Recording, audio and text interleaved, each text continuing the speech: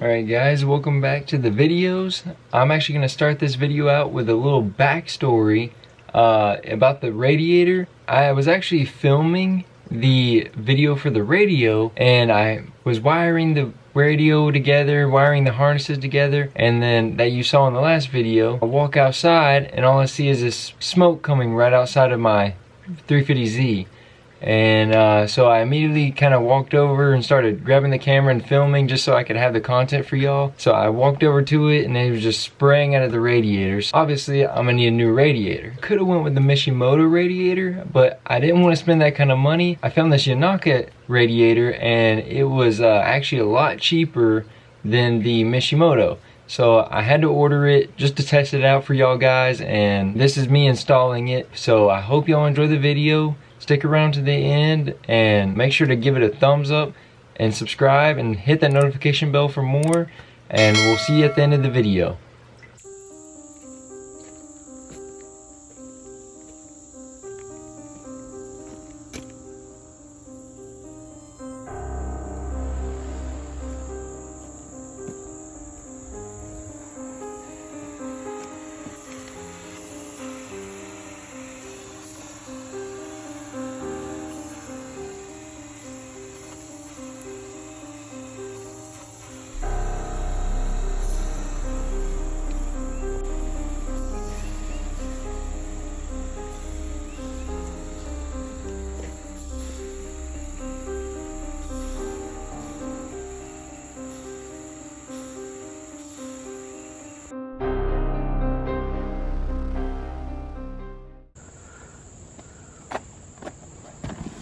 Alright guys, you know what time it is.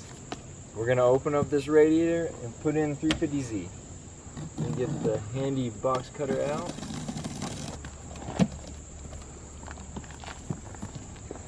First thing, of course, the Yonaka t-shirt. I'll put it right here. We'll be definitely wearing that in videos. Another Yonaka hat. Dang, came with the damn hat. And then the radiator, which it comes with the fans too. So it's gonna be, it says up to 200% more flow throughout than this radiator right here. It's real tiny, so this one's gonna do 200% more. There we go.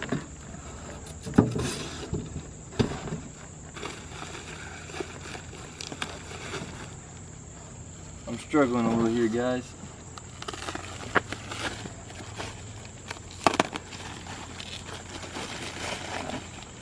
So here's the radiator.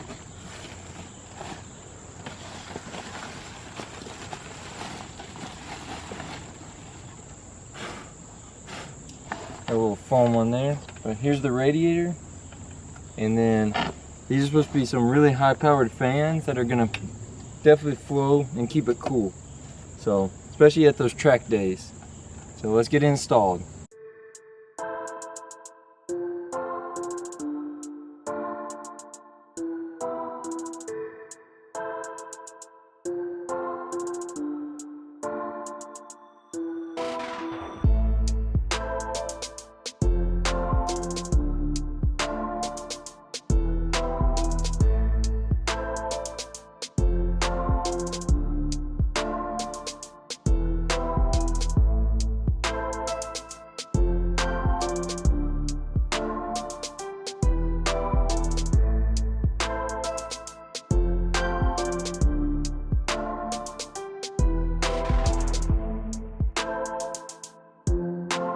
Alright, so the first thing we need to do is jack up the car and drain the oil, and then we're going to have to take out the air filter box, take that out so we can get access to it behind, and then it should just be this little thing twisting this, taking off both of the hoses, and then taking off this hose as well, and it should come out through the side right here. Alright, so we're going to take the box off, and it's just this little clamp to take the main part off, and then this one hooks it to the actual car. So we're going to take those two off, and they're both 10 millimeters.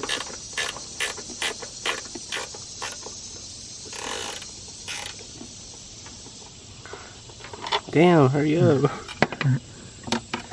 It's not as easy as it looks.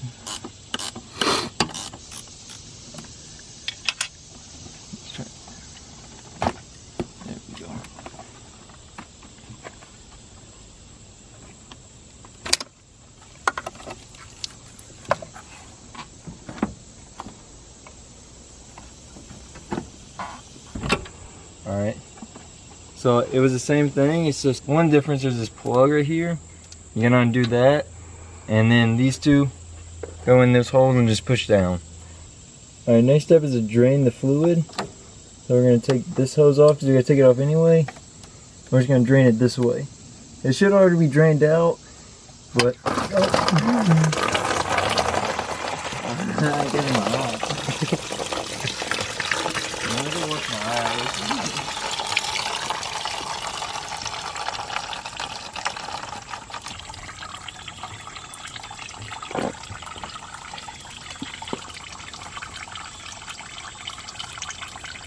It's still draining out a little bit, just dripping, but we're gonna take this overflow hose off, and then we can take the upper hose off, which I need the pliers.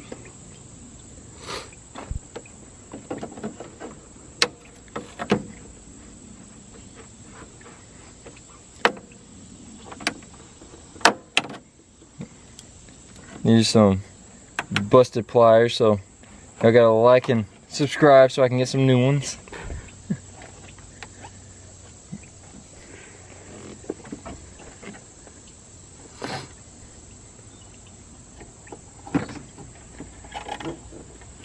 And then over here. Alright, and then we should just be able to pull these out after you twist them to the unlock. Yeah, you get that one. You twist it and then pull it out. And then I'll set these to the side because we're going to have to reuse those. And then I believe we should just be able to get them out. Yeah, we don't have to watch videos. Fell down, this shit comes out. Awesome shit. Huh?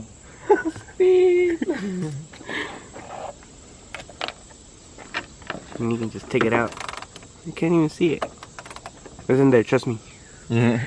It's right in the dark. back. It's a 10 millimeter. And if you want to look on this side, it's Yeah, see, that's look. how you get it. He's not just pretending. No. This is real. Man, your things got rusty. Yeah, I left them on the rain and they got a little rusted. So a tip for you guys, don't leave it out in the rain. This is what it looks like. It's all nasty. But my hands are nasty too. But now we'll get the other side. That's smart. Like, how they put that. Yeah, I think they wanted the easy access. I like the freaking the hooks on the bottom too. That's freaking cool.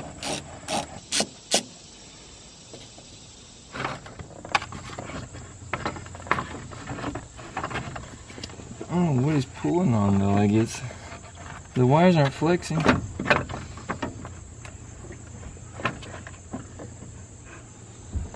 I guess maybe they are. It's just that one wire right there. Let's see if I can get it from below.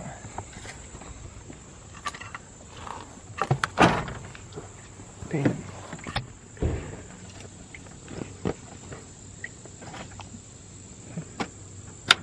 There we go. Move this one.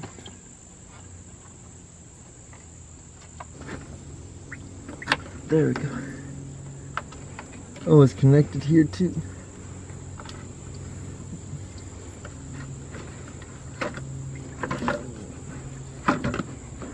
Yeah, it's coming to the bottom. Ow. Ouch.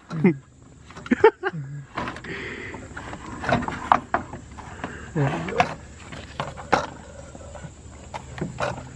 I told you got it. Oh, the fan came out. We don't need It that. was melted.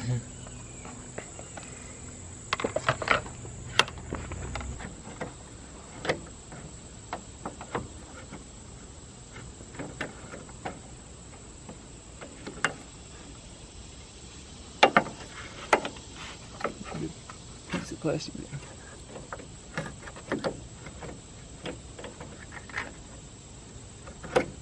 God, it slipped. They're like you. I can't.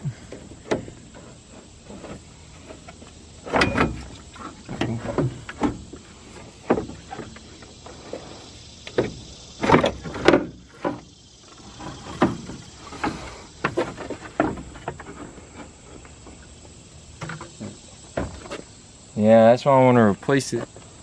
Look. Look at this thing. Compared to that one. Dang. See that compared to that. Alright, we're gonna go get some coolant for the car. We're gonna go to O'Reilly's and pick up some real quick, and we'll be right back.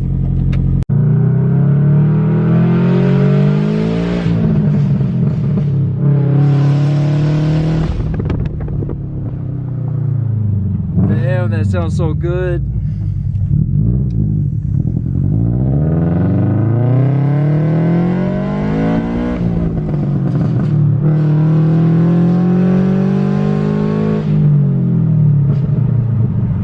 Alright, we just got back from O'Reilly's and we picked up the coolant.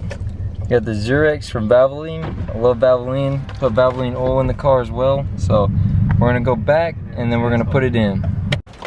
So I am filming this a little bit later and it is wet out, but I want to make sure to get this video out. This is what the radiator looks after.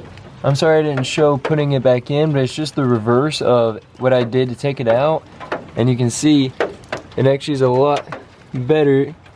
The fans don't get close to the engine at all. I can definitely put my hand in there and wiggle it around. And it's double the thickness of the last radiator. And the fans aren't wonky and falling apart and coming out, and they're very strong, very powerful. So I do recommend it. So this is how I wired the fans. I have both the wires from the fans coming up, and I grounded it to the block.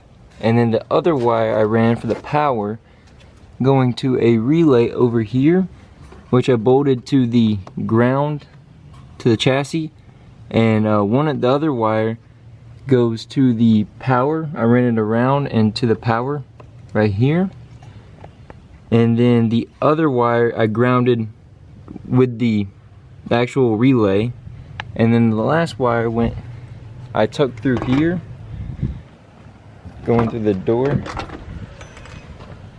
I put it through the fender here, ran it along and up underneath the floor mat, around the console area, and then to the switch, where you can see I need to get a new switch because it doesn't actually quite fit, but it ran to the switch. And the other wire that's connected, I ran underneath the console and to the clock, so it will keep power on constantly. So see, the key's not even in it. I can still flip it on and they come on. And I wanted that just because when I'm drifting the car, that way if the power's still off, I can keep it off so it cools the engine down a lot quicker. That way I'm not keeping it warm to keep the fans on. And that's why I ran it to a switch as well. But you can just wire it up normally how it says to, but I wanted it like this because I'm drifting it. So that's the power, and I'll show the relay up at the top. And that's all for the wiring. Hey guys, thanks for sticking around to the end of the video. I hope y'all enjoyed it. I had a blast making this with my friend Alexis. I'm sure he did too. Hopefully we can work on some more videos in the future together. I hope y'all got what I got out of this by saving some money out of it. You can get a Misimoto, but why not get a Yonaka for a fraction of the price that does the exact same thing?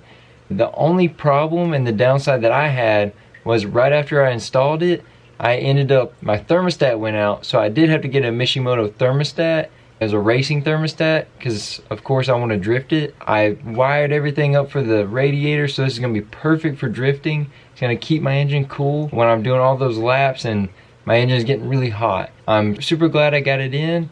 I hope y'all got a little something out of it too, and I hope I'll see y'all in the next video. For now, like, comment, subscribe for more, and I hope to see y'all in the next video. Peace out.